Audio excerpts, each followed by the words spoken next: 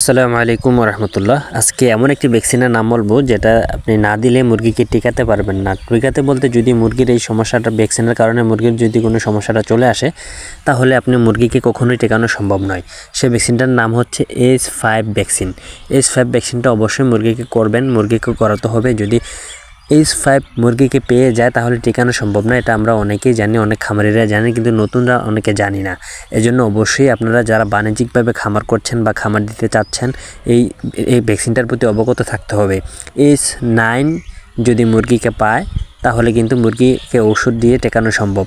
যদি H9 আসার কারণে মুরগি যদি মারা যায় তাহলে কিন্তু একটা মুরগিও টেকানো সম্ভব নয়, মুরগি হয়তো বিক্রি করে দিতে হবে, নয়তো মুরগি আস্তে আস্তে নিমেষে শেষ হয়ে যাবে।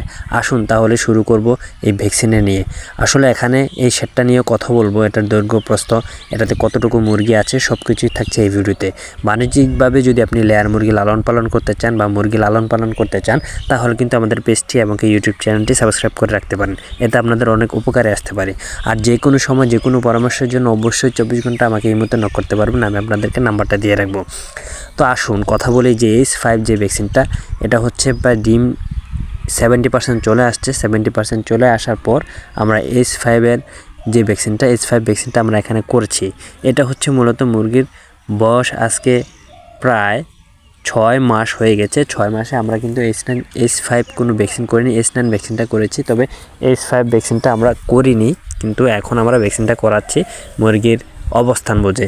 তো অবশ্যই আপনারা কিন্তু H5 ভ্যাকসিনটা করিয়ে নেবেন। আর H9 ভ্যাকসিনটা মাসখানেক, 4 মাস অথবা 6 মাস পর পর কিন্তু আপনারা করাবেন, করালে কিন্তু ভালো থাকে। কারণ কি H9 ভ্যাকসিনের মধ্যে কিন্তু রানীক্ষেতের কিছু একটা ওষুধ থাকে, রানীক্ষেতেরও কাজে লাগে।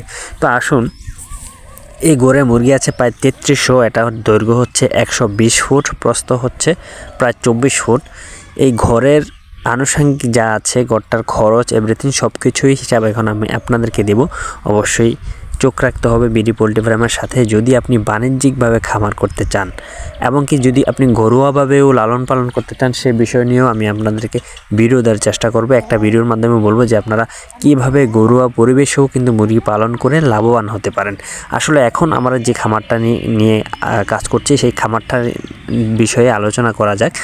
যে আমরা ভ্যাকসিনগুলো কিন্তু আপনাদেরকে সঠিক সময়ে সঠিকভাবে করতে হবে, যেহেতু আমরা বাণিজ্যিকভাবে এটার ওপর কিন্তু আমাদের নির্ভর করে অর্থনীতি এবং কি আমাদের আয়ের যে উৎস সেটা। এখন এখানে প্রায় 80 ক্যারেট ডিম আসে, তার মানে 70% প্রোডাকশন আসছে এই খামার থেকে মুরগির ডিমের।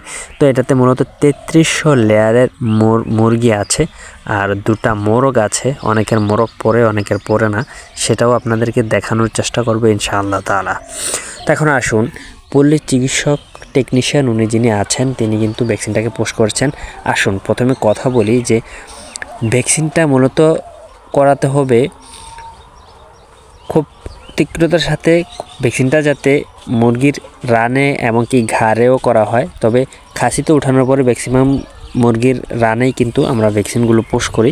ভ্যাকসিনগুলো পোস্ট করার সময় সবসময় সতর্কতা থাকতে হবে যেন কোনো মুরগি বাদ না যায়, সেই দিকে লক্ষ্য রাখতে হবে। আমরা অবশ্যই এমনভাবে কাজ করার চেষ্টা করব যাতে একটা মুরগিও বাদ না যায় ভ্যাকসিনটা দেওয়ার। এই যে দেখুন যে ভ্যাকসিনটা কাঙ্ক্ষিত ভ্যাকসিন, সেই ভ্যাকসিনটার দাম হচ্ছে প্রায় 4800 টাকা। আমি এটাও আপনাদেরকে বলে দিলাম 1000 ডোজের। আর যে 2টা দেখতে পাচ্ছেন এটা হচ্ছে লেয়ারের রাতা, 2টা মোরগ পড়েছে, তো সেটাও রেখে দিয়েছে আপনাদেরকে দেখালাম।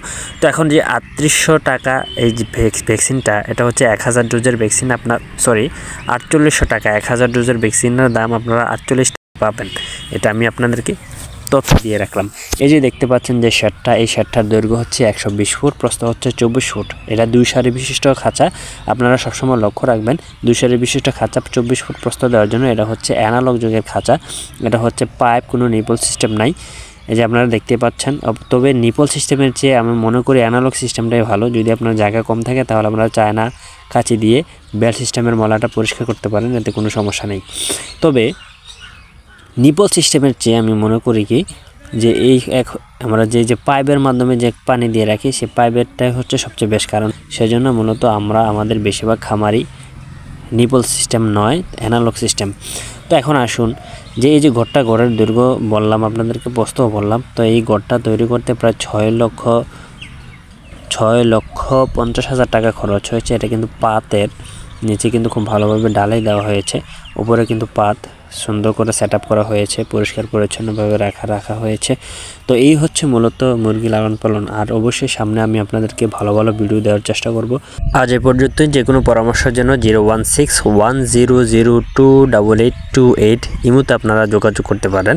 ইনশাআল্লাহ আমি আপনাদের ডাকে সাড়া দেওয়ার চেষ্টা করব। যে কোনো সময় যে কোনোভাবেই থাকেন না কেন, মুরগি লালন পালন সংক্রান্ত বিষয়ে জানতে অবশ্যই কল করতে পারেন। সকলে ভালো থাকুন, সুস্থ থাকুন, বিডি পোল্ট্রি ফার্মের সাথেই থাকুন। দেখা হচ্ছে পরবর্তী কোনো নতুন ভিডিওতে। আসসালামু আলাইকুম ওয়া রাহমাতুল্লাহ।